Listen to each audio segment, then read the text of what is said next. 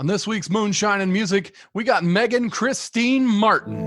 It's like asking the blue sky to turn green. And a visit from the Moonshine Guru, all coming up next. This is Moonshine and Music with Joe Shelton. Wait a minute, that's me. Anyway, we're going to bring you some inspiring songwriters, musicians, and maybe some side challenges and other stuff around the music industry. So stick with us right now, because the show is coming your way. Woo! Moonshine and Music starts right now.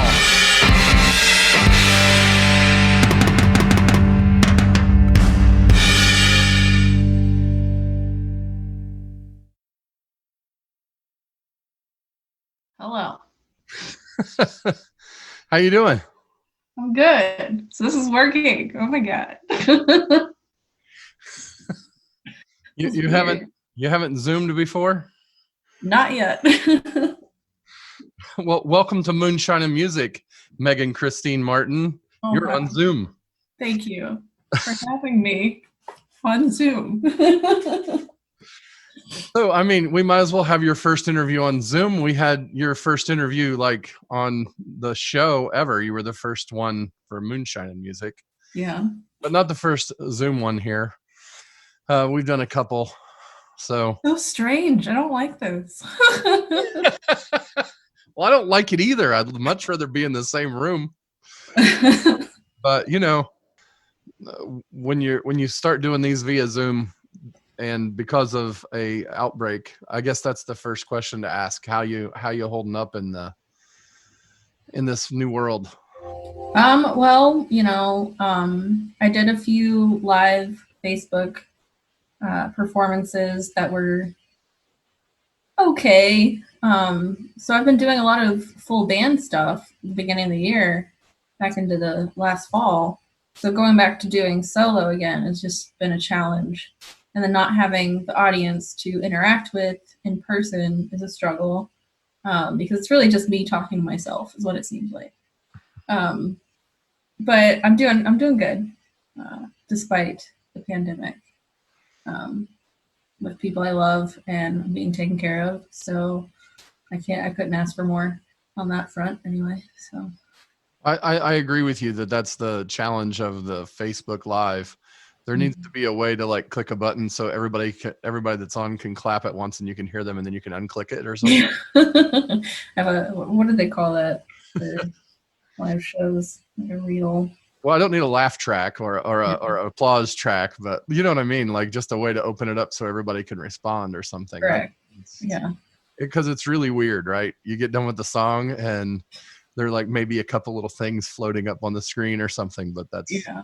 And one of my friends was like, "Smile, Megan." And when I look back at all the comments, it was like, "It's been a long day and this is weird." I don't want to smile. I'm adjusting. Leave me alone. I'm adjusting. This is called Sympathy. I wrote it about 5 years ago after a really bad breakup. We're sticking with it. It's the easiest songs to write, I'm afraid. All the words I have written, I don't want to read again. All the words I was thinking, out of my head, because I never need your sympathy. Cover up your pretty face. Don't acknowledge my warm embrace. Cover up the things you said. Don't take me to your bed, because I never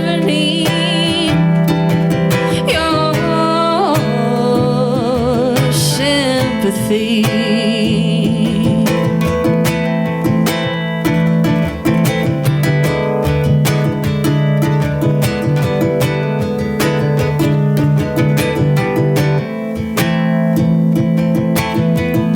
It doesn't matter what you buy.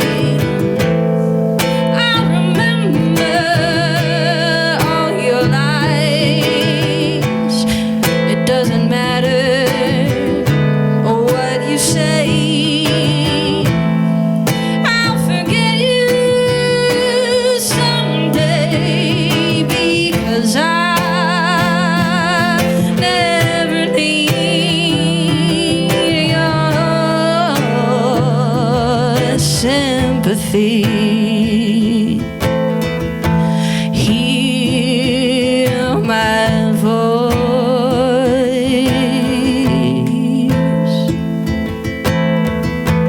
Hear my voice.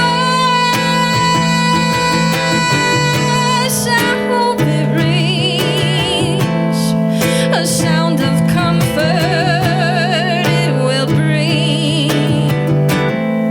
But don't expect me to be the one.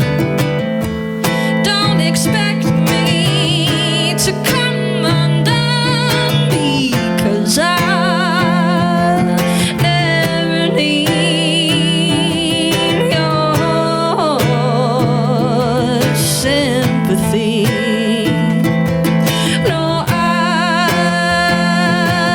never need your sympathy.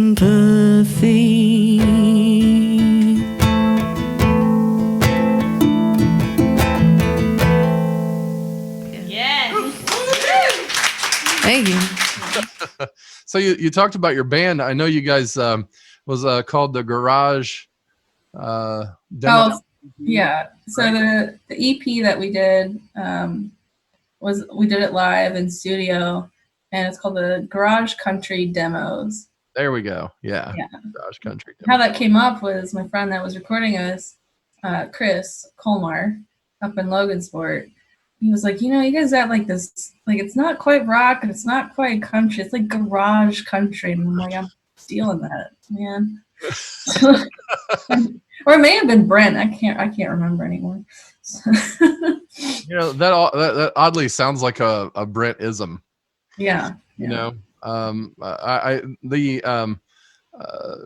you know, it's an interesting choice there. You have a 3-piece, you know. Yeah. So what was the how'd that come together? How did the 3-piece come together? Was it that you're like, you know, I think this is enough, I don't really want more players, or I mean, because it's an odd thing for me when bands figure out, hey, we're gonna be 5, we're gonna be 4, we're gonna be 3, we're gonna be we are, you know. Well, you know, all of what, 2018, I think 2019, or 2019, when I was doing a lot of shows after the album release, I was really experimenting with the sound and what I wanted it to be after putting that album and being done with that album, because I wanted to do more. And Brent and I were just playing a lot together, experimenting as a duo. We didn't have a name. I didn't really want it like to find a name. Wasn't looking for a name. It just kind of happened. I was still going under, well, it's still under me, but adding the 1900, it's just kind of, it's for Brent. because he does, or you know, has been, if I'll be able to play with him again, I hope soon. He did a lot. We did a lot together, and he does a lot instrumentation wise, and he wants to do more. And just being a duo was really fun. And we did a mini tour in July of last year, and he was like, you know, we really need to add more sound. I was like, we'll get there. We'll figure it out. We'll see what happens. And then Battle of the Bands in Indy came up, and I was like, well, you know, there were several people who sent me text messages. They're like, you need to do it. You need to do it. And I was like, no, it's not for me. And especially if I'm doing like country music, it's going to be a hard sell to Battle of the Bands because it's like rock music, right?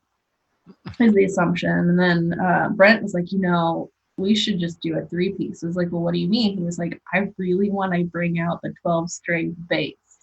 I was like, okay, what am I going to play? He was like, oh, just play your electric guitar. I know you got one. It's like, I don't know, man. And then that's sort of how it came to be. We added Morgan Evans on drums later because I met him through my friend Nate Grab, and he actually plays keyboards. And he's just a phenomenal musician. He just picks up everything and just plays it beautifully. And no wrong notes, no wrong rhythm. And so the three of us just started playing around, and we're like, yeah, let's do Battle of the Bands. And that's sort of how it got started. And we started practicing more, and I wrote a song a week. I had like 5 songs down. And then my buddy Chris had messaged me like a week in like, I don't know, September. It was right as Battle of the Bands was just starting to be talked about. And he's like, hey, if you ever feel like coming back up to record some stuff, because I did some scratch stuff years ago with him that I never did anything with. And he's like, if you ever want to come back and record some stuff, we can do that. I was like, actually, can we come hit you up with this next month or whatever? He's like, yep, come on up. So we did and recorded the album. So, yeah. I think it's really cool because it really stretched out the way that you have presented yourself sonically. I mean, very stark record, like a couple years ago when you were the first guest, very stark, very clear, just voice and uke, nothing really else. And Right. then the 1900, which is, a pretty complex band sound, I think it's a really cool evolution. So, kudos. I think it came out pretty good. Thank you. Yeah. What I really wanted to do is just get something done so I knew what it sounded like to me, on record. Was that different for you, like to wonder what your voice would sound like in that kind of a group? Well, yeah, I mean, you've heard all my stuff. It's all slow and drawn out. And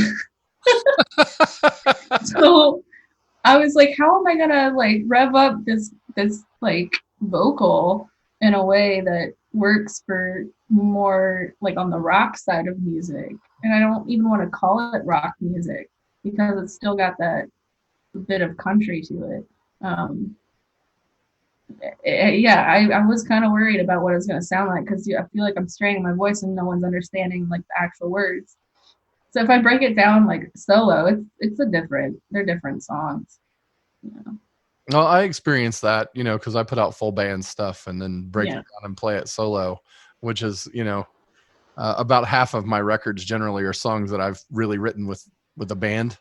Yeah. And then have to break them down the other way. So it's an odd phenomenon going to solo from a.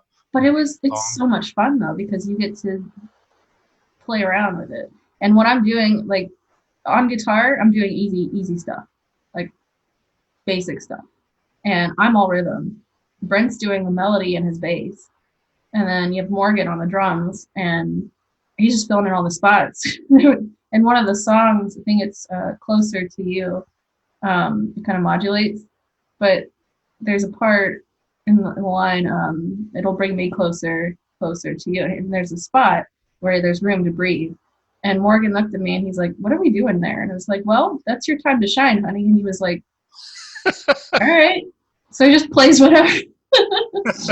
It's a whole nother world, but it's so much fun. And it's so worthwhile. Yeah. Yeah, I can see that.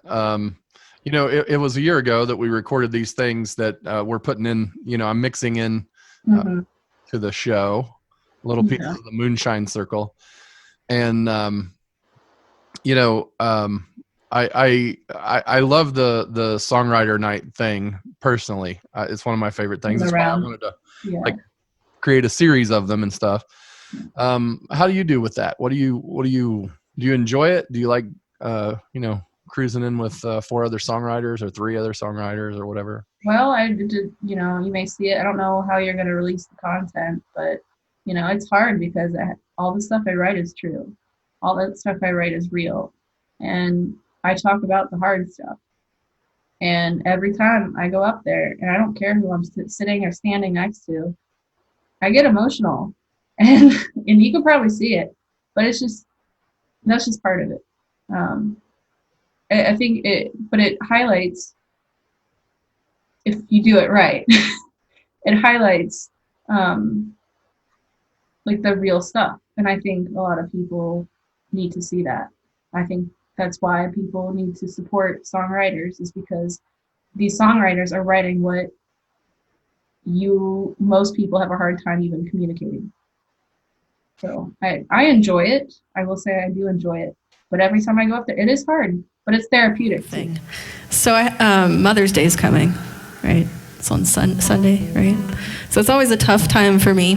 Fortunately, I do have a lot of women in my life that I love and who care about me and support me. But my mother, she loves me, I know that. But she has a disorder that's called schizoaffective disorder. And on May 22nd, I have the opportunity to tell my story at Kiwanis International. There's two organizations that are involved. You have Women for Change and then Summit Performance, which is a theater group. They're coming together. This is their second event involving like 11 different women who are telling their 4-minute story. And it was a lot to put into 4 minutes for me. But I was asked to perform and speak, which is super cool. I'm going to be the only musician there doing this thing. So,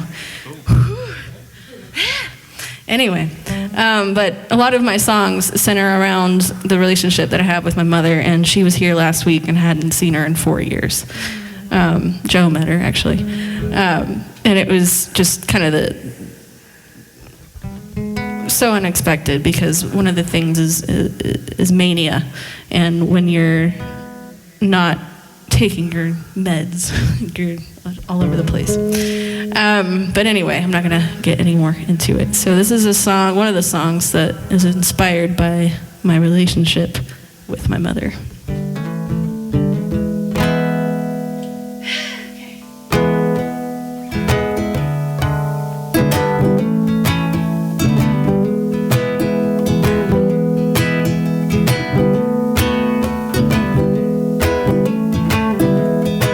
She thought I was a demon knocking on her door, but I was only human. In her dreams I would slither across the floor below her bed and on the ceiling, with thorns for hands that could expand to touch her naked soul. You forget what it looks like, you forget what they see. A monster I am,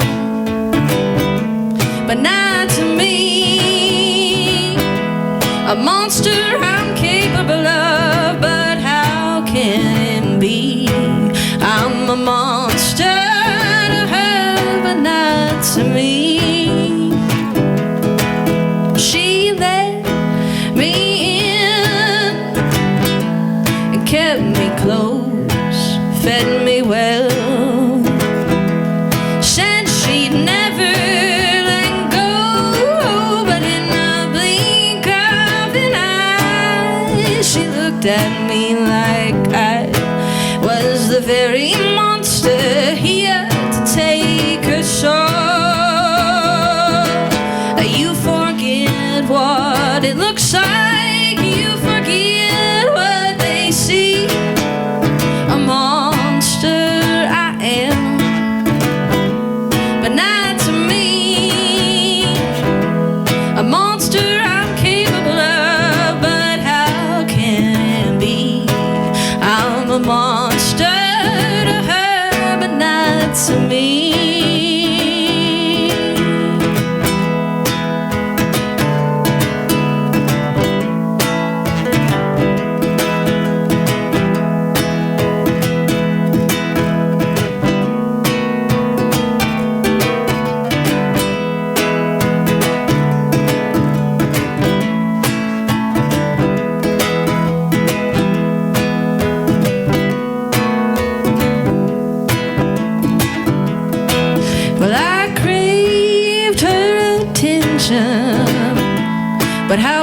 dimension. That darkness kept her in the shadows, and no matter how I fail, no matter how I try, the monster remains inside her. You forget what it looks like, you forget what they see. A monster I am, but not to me.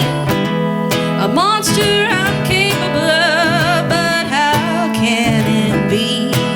I'm a monster to her, but not to me. The monster is her, not me.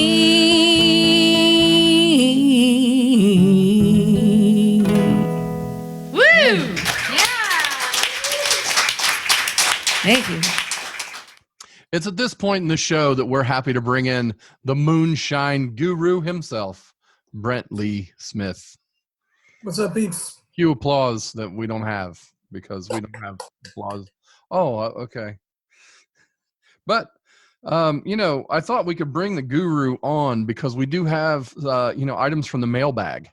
And here on the trusty iPad and the email server here at Moonshine and Music, which if you want to send something to, just send it to joe@moonshineandmusic.com and we'll forward it on to the guru on one of the future episodes. Yeah, make sure you send it to him. I can't be bothered to deal with it directly. I'm too busy. But Joe knows what he's doing, and he'll make sure I get the message. Well, and I want to filter out all of the various marriage proposals and stuff because, that isn't, it gets not entertaining after 5,000 of them happen, right? And it gets awkward, and I'm not a polygamist, so Yeah. please everybody. So first up here, we've got this one that comes from, you'll hear, Dear Guru, I am refinishing a boat by the sea at an undisclosed location in Mexico. My buddy Red was here for a while, but now I just need assistance, mostly advice. Should I name the boat Shawshank or Rita Hayworth? Thanks, AD. Well, if you really want to start off with, if you really want to have an unknown location, don't give your location, Mexico. Obviously, there's plenty of ground in Mexico to cover, but we know where to start looking for you. But as far as naming the boat, just name it Fred. Fred? Yeah, Fred. That's a good name. Yeah, but with 2 Ds. Just so people ask, right? Exactly. Oh, okay. And then if you get you a hot lady and she's kind of stacked, then it kind of fits with her too. All right. Okay, next up we have MG who writes, your segments have inspired me to take up comedy, but I lack the ability to be funny. Although my mom thinks I'm hilarious and laughs at all my jokes. When I got on stage at the open mic, they threw tomatoes at me and booed loudly. How do I become as funny as you? Thanks, Joker. Yeah, well, you don't want to set the bar too high because it's just so daunting that you'll never reach it. But as far as trying comedy and not being funny, you're far from the first person to try that. There are plenty of comics who don't understand humor. But the main thing, though, just keep at it. Listen to people who've been around it a while, like me, and pretty much just listen to me. Don't listen to anybody else. They don't know what they're doing. But just keep going, and if they're going to keep throwing food at you, catch it and make a salad or something. Have you ever had food thrown at you, Mr. Guru? Of course not. Oh. It's more underclothes. Although I guess some of those were edible, so I guess technically that's food. Edible underclothes were thrown at you at a stage? What stage was that? Come on. We need to... Oh, like the 5th stage of grief. All right, we're on to the last letter that we got this week. Mr. Guru, you are my hero. I love everything you do. I live in Nigeria and I need some helps with getting my brother out of prison in America. He was picked up for crimes he doesn't do. Can you please send $2,500 to help? It would be a help to me and my family. I know I can't help. I know can't help everyone. I know can't help everyone, but I would be most happy, thankful. Aaron Jew. Okay. I don't know. The Nigerians, they often ask for money. I don't know what it is. Yeah, I don't know. Must be their thing. But what's his name again? Aaron Jew. Iran Jew. Well, first, I'm just gonna start calling you Bill, so it's easier to remember. But Bill, I can't send you the money. It's all tied up and stuff, and the world's going crazy. But I suggest look for the prince of your nation. He has to have money by now after he's asked everyone else. 2,500 shouldn't be that big a deal for a prince, and plus he's royalty, so you get like royal money. My immediate thought was usually across the street from jails they have a bail bondsman, and those guys, that's kind of what they do, right? Yeah, like I know here there's one guy there on Delaware. He only charges 8% instead of 10. I can't remember his name, but that's a whole 2%. Remember his percentage. There you go. Yeah, I mean, standard's 10%, but you don't get that back. So it's kind of. But you get out of jail. I mean, 6'1". Yeah. 10% of 2,500. And what's the 2,500 is the 10%? Then I don't know. But what you have to do that does 8% anyway? You'll save money one or the other. All right. Any last thoughts before we sign off from the Moonshine Guru this week? Just 1 second. I forgot this. Like we're supposed to be safe and everything. I'll go off camera for just a second. I'll be right back. All right. Wash your fucking hands.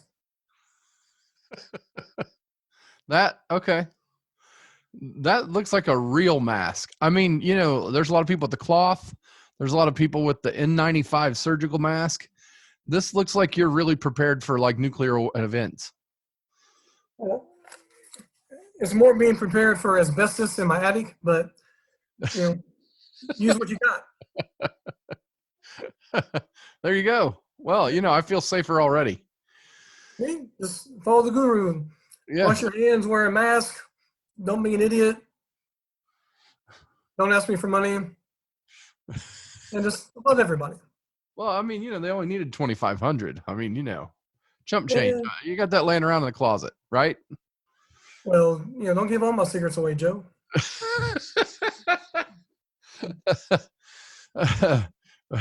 Somebody breaks in looking for 2,500 in your closet, they're going to get a shock. Dirty socks. Yeah, and also my closets are being renovated at the moment. So a shock and maybe step on a nail and maybe something fall on you. Home Alone booby trap it. Stay out of my closets. Well, ladies and gentlemen, the Moonshine Guru, Brent Lee Smith. Thank you, Brent. Happy to be here, Joe.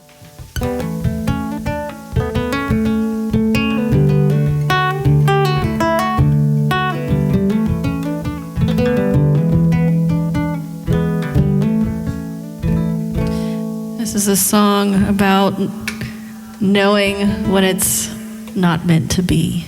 This is a song titled Always Been Me.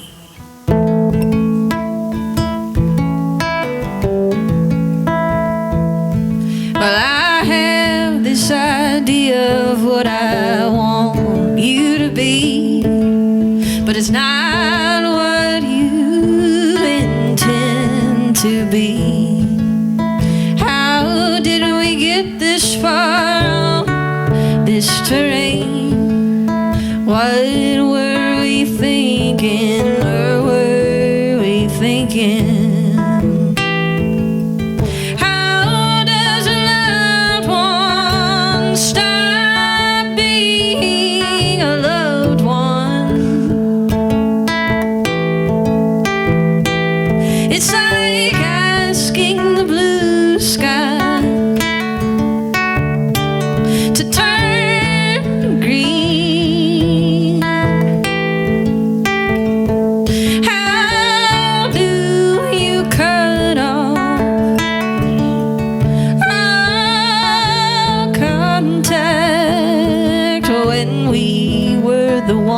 we thought we lacked.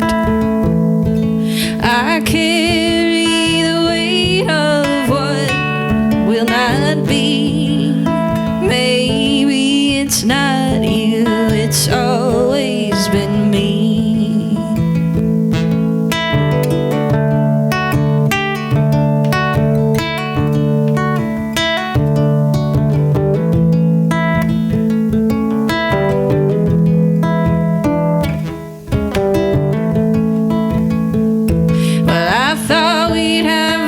Time for forever, it's always felt like now or never. Together this time, you know, I thought we would make it, but there's something in me, something I can't shake it.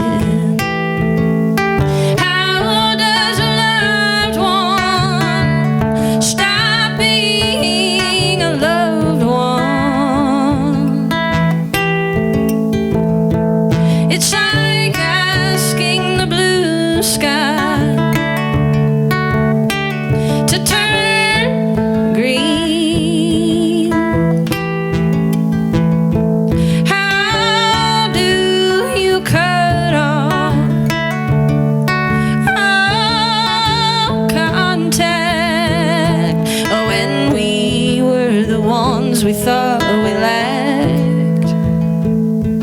I carry the weight of what will not be. Maybe it's not you, it's always been me.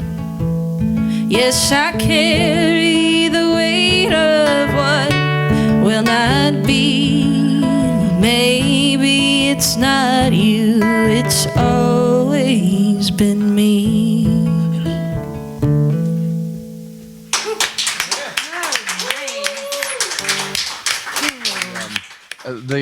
I know you came on and did the songwriting challenge, and I want you to come and do another one. I promised you I would work that out. And we'll have a better topic next time. No fuzzy lizards, right? No fuzzy lizards. You know, man, I found that paper, like the notebook. I'm pretty sure I ripped it out because I looked at it, it was like, nope. Because in quarantine, you've got time to spring clean.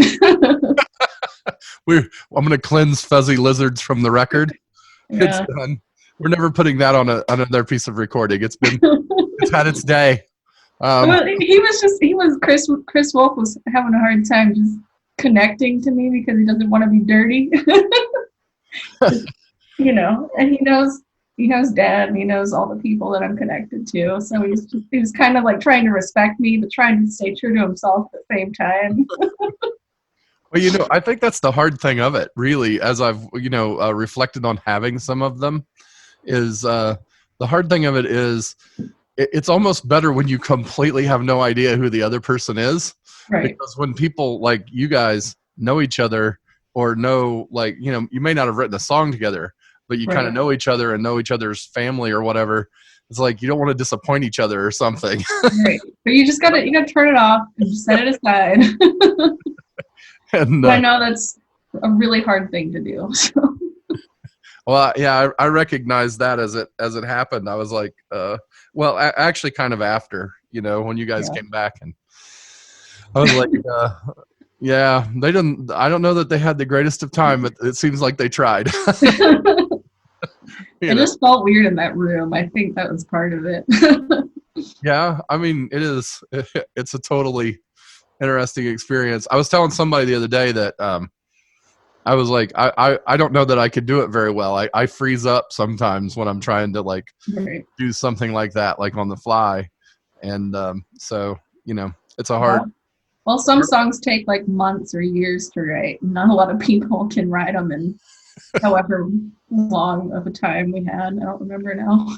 Not everybody can be like Frank Dean and just like crank something out in a moment. I mean, it was well, he's good with the form, and he just does it at this point. Yeah, him and Holly and their 15-minute song, and you're just like, I'm kind of in awe of that episode, really. Call me back in 40 years. I'll probably be able to do it. We'll bring you back on in 2460. There you go. Just roll it out there for us. Yeah. Hopefully I'll be here in 2060. That will be, Yeah. I'll be really old, but I just turned 48. So 2060 will make me 88. I mean, you never know. I mean, I don't even know what the internet will be in 40 years, Right. It will be on Zoom version 12 or 20 or something. But I wanted to. I know because I've edited a couple of the songs, that we did from Moonshine Circle. Yeah. And I know that I'm going to include the song "Welcome June," and that June is coming up soon. Okay. And I know that you usually do the Ukulele World Congress, and I'm guessing that it's probably not happening this year. That was one of the first events that are gatherings. I don't want to call it like an event. It's not something that is like you pay to go or whatever. But yeah, I found out like probably a few weeks into the whole COVID thing that we weren't going to do it. It's disappointing, but it's also I respect him for saying it's not going to happen, because I really don't want to risk my life or their lives, and he made the right decision. So, and that in my opinion, and all the people that were planning on going that I know of, all are in agreement. But it's sad, Well, there are a lot of older folks that go to that event, to that gathering, right? For the most part, a lot of, it's kind of spread out, but age-wise. But yeah, a lot of people that are retired that's like the one thing they look forward to. A lot of people that are working 9-to-5 jobs, they take time off like a year ahead because they know they're gonna go. So, right. Yeah, it's hard, but because a lot of them are like family, and I don't want to miss it. I didn't think I'd have to miss it because of because of this pandemic, but what can you do? And that goes with all the other festivals that I didn't really have much on the schedule, but it's hard. You got to cancel it, but you got to do the right thing. This song, I wrote it. I usually write songs in the summer after this big ukulele congress. Inspiration. It's always inspiring because everyone's there to have fun and have a nice time despite difficulties in their life. So, and for a weekend, it's just a way to let go and be with the people that you love. So this is a song that I wrote for them. This is Welcome June. I bet you remember me when the storm rolls through. Come June, welcome June. I bet you remember walking hand in hand, feeling the rhythm of our pulsing hearts. I bet you don't want to see me unless I am alone. But who's to know? It's not like we've spoken. I bet you remember. I know I can't forget.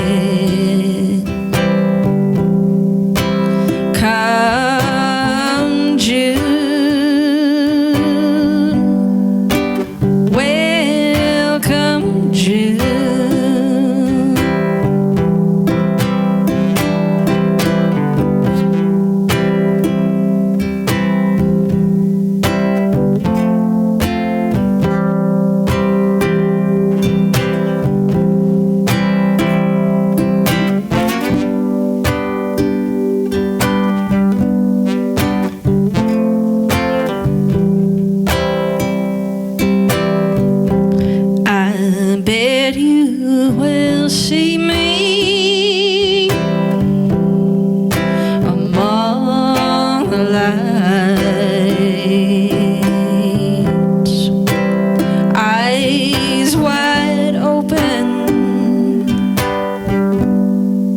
and dreams I am in, and you will kiss me, show me, missed me. Come June, welcome June.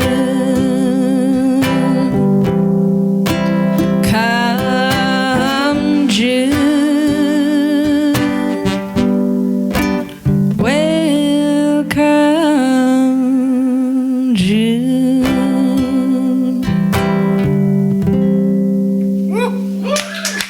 Thank you. I know I read something, I think that you had posted that you were not going to hurry back out to do shows after. No. You feel like it's that you want to take it easy. What's your idea? What are you thinking moving forward? Well, I'm in a position where I'm going to be okay in my personal world.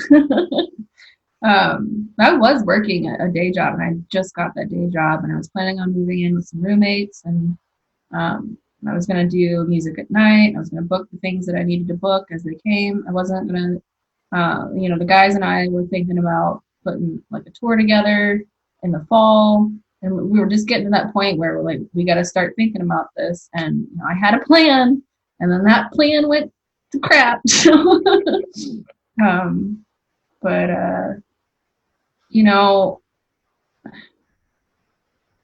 if it comes down to it, I don't even want to give a date, because I just don't know, and the people that I'm living with now are, at risk. They will be at risk if I bring something home. So if I were to do a show and happen to catch COVID, or if I, happen to get it and not know that I have it, and then they got it and they died, I'd be really upset. And a lot of people feel that way. So maybe in the fall, but who's to say? It's hard to even think about.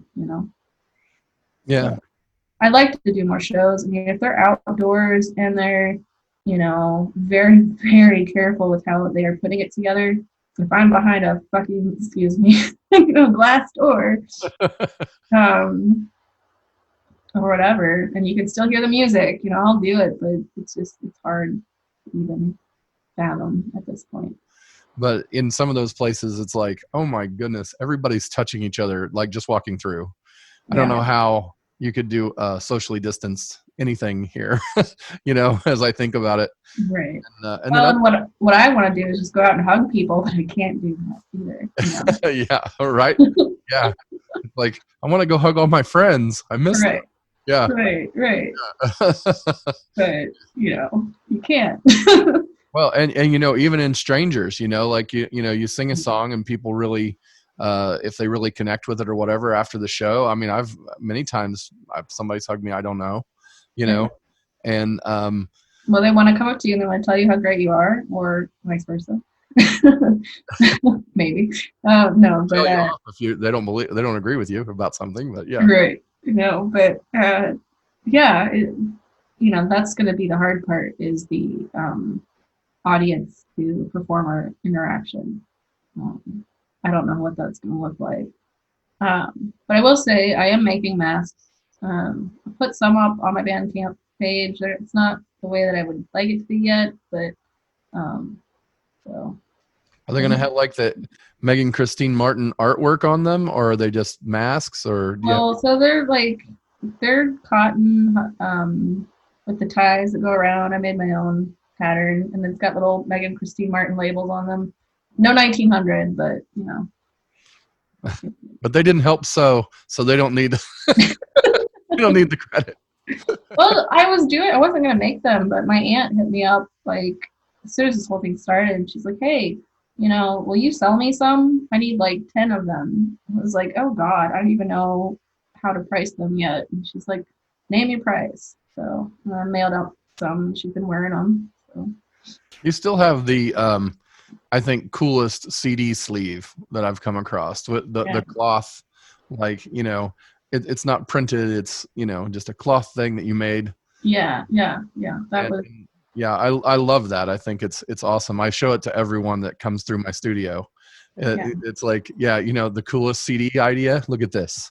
And I'm like, I can't do it. It's too much. Like, I can't sew. But this is. Well, really, I mean, again, it was something that it's a lot of work, but you know, if you love doing it, I mean, that's part of it.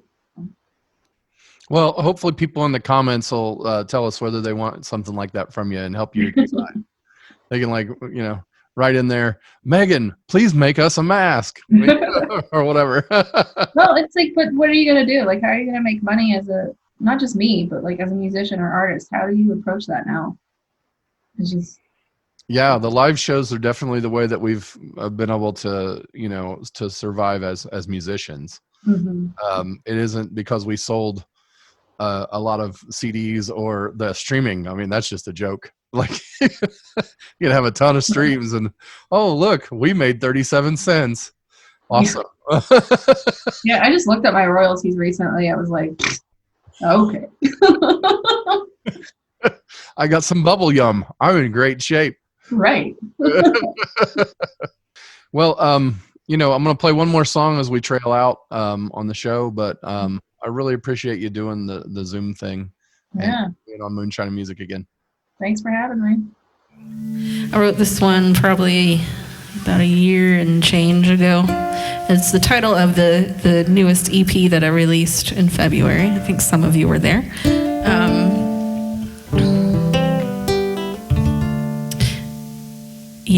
This is it's called Breaking Points, and honestly, I wrote this song in like maybe an hour because my boyfriend at the time was like, I've hit my breaking point with you. I'm like, okay. Been there, sister. Yeah. And, you know, I have many songs I wrote because of that guy, which is what we do, I guess, as songwriters. And one of the conversations that I remember having with him is, I feel like music is more important to you than me. And I said, well, yeah. Good girl. Stood my ground. Good girl. Woo! And he heard this song and he was like, well, that's exactly how I was feeling. I was like, yeah, I know. I understand you. And he's like, could you not play that song? And I was like, no. So every time I play it, I'm like, I feel so great. So. Love it.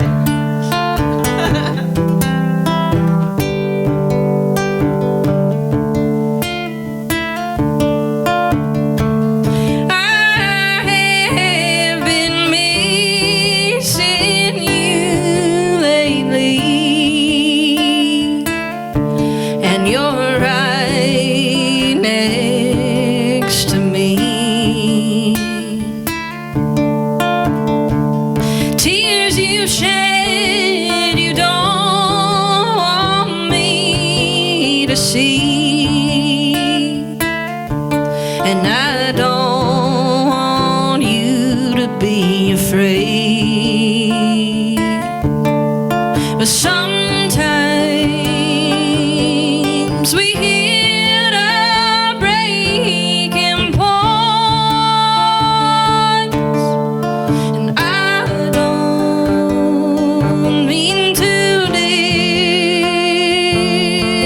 disappoint you.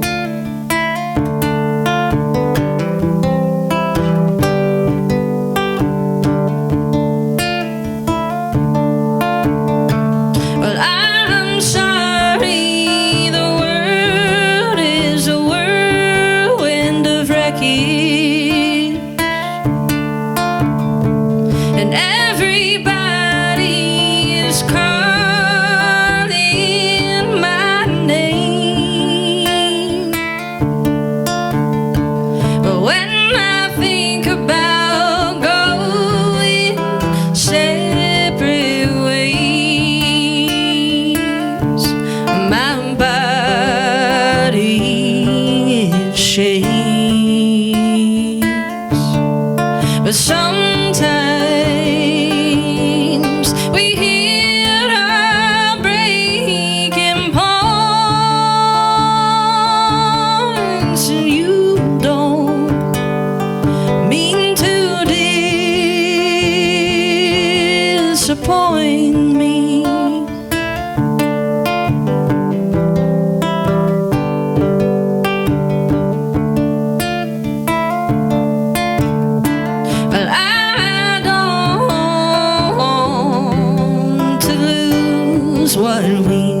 had.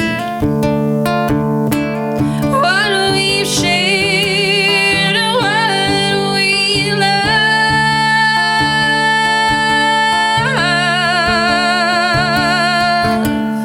But sometimes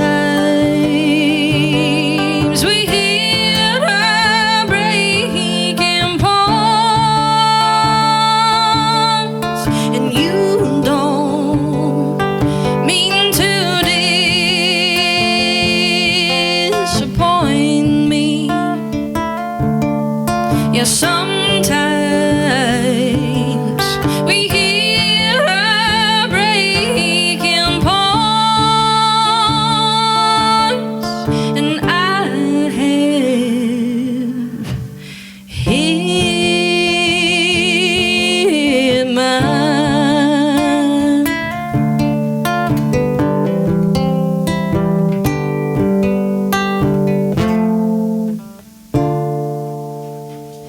Thank you. Moonshine in Music is a presentation of Notlehs Entertainment. Copyright 2020, all rights reserved. The producer for today's show was Joe Shelton. Our cameraman, grip, and stunt double was Brent Lee Smith. On cameras and all sorts of other things, Bailey Shelton. And our staff guru is Brent Schlemmer. Join us each Sunday for new episodes right here with Moonshine and Music.